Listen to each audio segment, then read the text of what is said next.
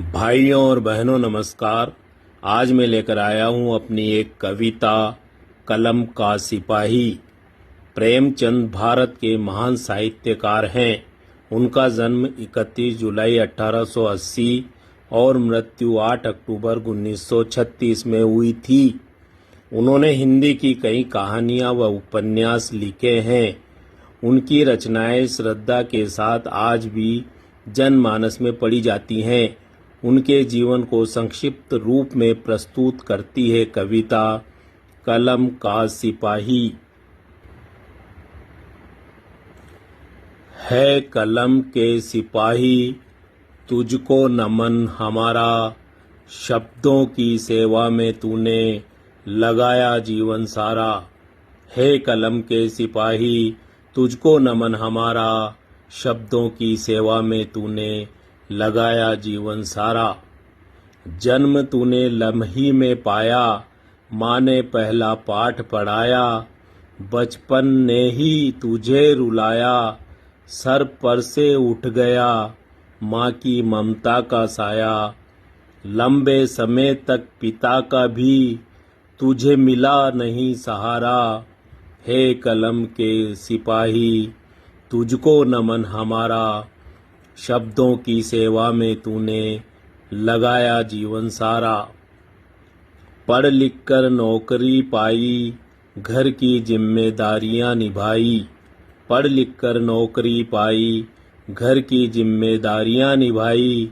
जन जन की पीड़ा हृदय में भराई, बेसहारा स्त्री से शादी रचाई। तोड़ी समाज की परंपरा, तोड़ी समाज की परंपरा, कुरीतियों को ललकारा।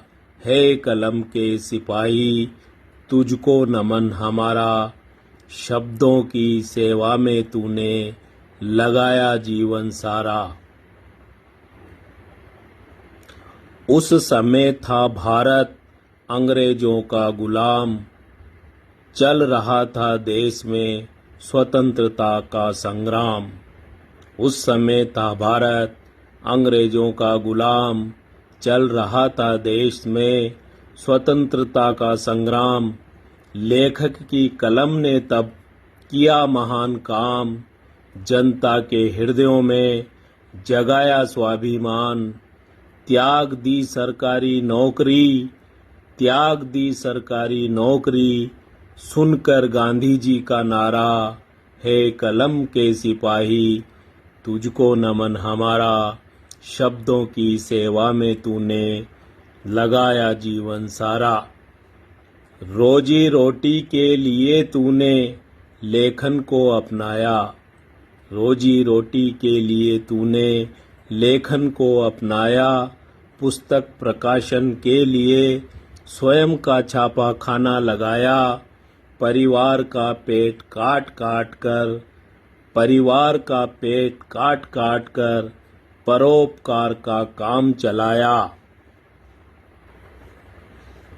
परिवार का पेट काट काट कर जन सेवा का काम चलाया। भूखे प्यासे शरीर में रोगों ने बड़ा जाल फैलाया। निर्बल दुर्बल हो गई तेरी बीमार और बूढ़ी काया। निर्बल दुर्बल हो गई तेरी बीमार और बूढ़ी काया। लिखते लिखते ही मौत ने मारा, लेकिन एक लेखक नहीं हारा। लिखते लिखते ही मौत ने मारा, लेकिन एक लेखक नहीं हारा। हे कलम के सिपाही तुझको नमन हमारा, शब्दों की सेवा में तूने लगाया जीवन सारा।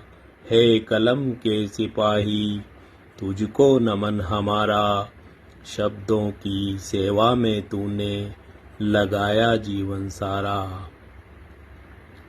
तो भाइयों और बहनों, ये थी कविता कलम का सिपाही। ऐसी ही एक और रचना लेकर मैं फिर शीघ्र ही आपके बीच हाजिर होऊंगा। धन्यवाद।